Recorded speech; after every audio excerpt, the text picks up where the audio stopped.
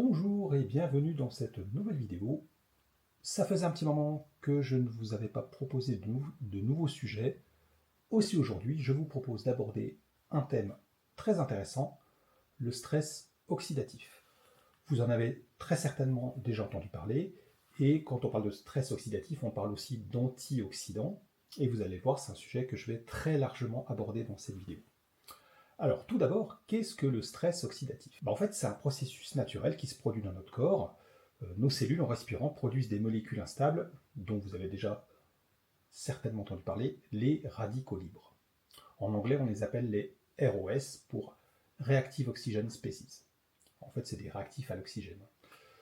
Donc c'est un mécanisme physiologique qui est constant et qui est par ailleurs indispensable à la vie. Il faut imaginer que ces radicaux libres, c'est un petit peu comme des étincelles dans notre corps, et elles sont nécessaires par exemple pour que nos cellules immunitaires nous défendent contre les infections, ou par exemple lors de la cicatrisation après une blessure, puisqu'en fait, lorsque l'organisme va être impacté par un mal extérieur ou intérieur, il va produire des radicaux libres, et donc c'est ce qui va permettre aux cellules de réagir et d'aller guérir notre corps.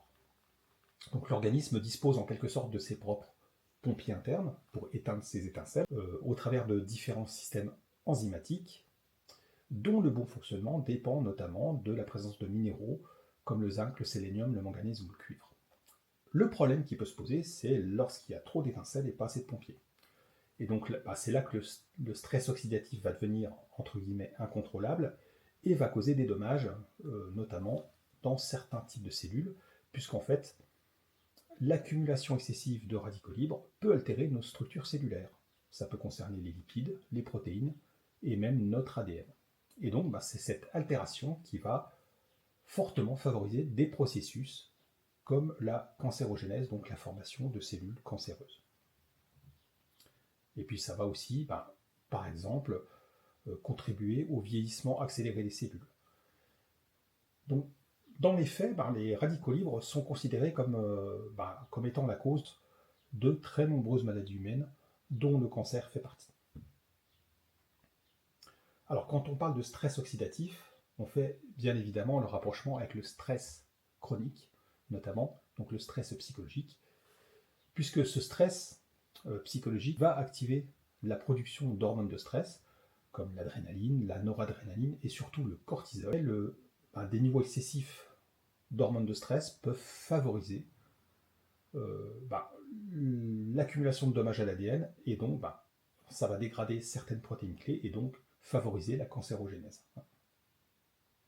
Alors pour lutter contre ce stress oxydatif, on va utiliser des antioxydants dont je vous ai déjà très largement parlé jusqu'à maintenant. Et donc les antioxydants, ce sont des substances qui peuvent être soit synthétiques, soit naturelles, qui vont aider à prévenir ou retarder les dommages causés par l'oxydation. Ils agissent en quelque sorte en éteignant les radicaux libres, les petites étincelles, et vont permettre de protéger nos biomolécules. Donc, comme vous vous en doutez, une alimentation riche en fruits et légumes est considérée comme une excellente source d'antioxydants, puisque ces aliments vont apporter notamment des vitamines A, C et E, qui sont de très bons antioxydants, mais aussi par exemple des polyphénols et tout un tas d'autres substances qui vont agir comme des antioxydants.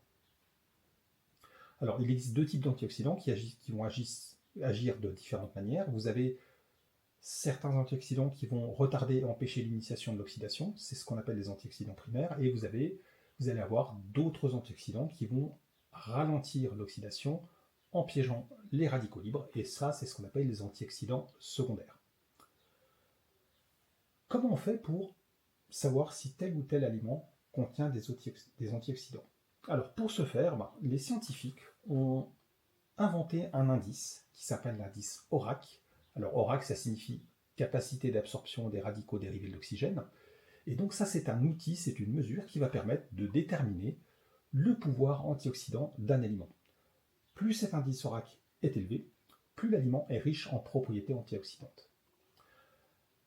Alors, pour mesurer cet indice, en fait, ils ont fait des mesures in vitro, en laboratoire, et ils ont comparé en fait la capacité d'absorption des antioxydants par rapport à une une substance de référence, à savoir le Trolox, qui est un analogue synthétique de la vitamine E soluble dans l'eau. Et donc, en fait, en comparant la capacité antioxydante d'un aliment à celle du Trolox, ils ont élaboré une échelle qui est exprimée en micromol TE pour 100 g d'aliment, donc TE signifiant équivalent Trolox. Donc, l'avantage de cette méthode, c'est qu'elle va évaluer de manière assez précise la capacité antioxydante totale d'un échantillon, puisqu'en fait, au niveau de la mesure, ils vont laisser la réaction d'oxydation aller jusqu'à son terme. Et donc là, on va avoir quelque chose qui est relativement fiable en termes de mesure. Et c'est d'ailleurs largement utilisé dans la recherche et l'industrie agroalimentaire. Alors, je vais vous citer quelques exemples d'aliments fortement antioxydants. Donc, le champion de toute catégorie, c'est le clou de girofle, dont je vous avais déjà parlé, avec un indice ORAC à 290 283. C'est vraiment une valeur extrêmement élevée. Vous en avez d'autres, notamment pas mal d'épices. Vous avez le curcuma moulu, la cannelle moulue, le cacao en poudre non sucré, alors, cacao pur, bien évidemment pas transformé. Vous avez aussi tout ce qui est épices séchées comme l'origan, le persil ou le basilic. Le persil, je vous en avais déjà parlé aussi, donc il a une très forte teneur en antioxydants. Et vous avez bien évidemment les fruits et légumes dans une certaine mesure. Vous avez les baies sauvages de type myrtille, cassis, etc. Et vous avez notamment une baie qui n'est pas très connue en France, qui est la baie d'Assaï. Donc l'assaï, c'est un fruit oriental. Ça ressemble un peu au cassis ou au myrtille. Donc ça, c'est les principaux champions en termes d'indice ORAC. Mais vous avez aussi d'autres aliments plus courants, comme les épinards, les carottes, les tomates, etc. Plus globalement, les fruits et légumes contiennent généralement une très bonne teneur en antioxydants. Alors, il faut faire quand même attention, puisque, comme je vous le dis toujours, la dose fait le poison. Ça n'est pas parce que le clou de girofle, par exemple, est le champion de toute catégorie en termes d'antioxydants qu'il faut en consommer en excès, puisqu'en fait, il peut être toxique, notamment au niveau hépatique, comme la cannelle et comme plein d'autres substances. Donc, il faut toujours bien faire attention à ne pas dépasser certaines doses. Alors, bien évidemment, l'indice ORAC a certaines limites, puisque c'est une valeur moyenne qui est faite sur des aliments crus.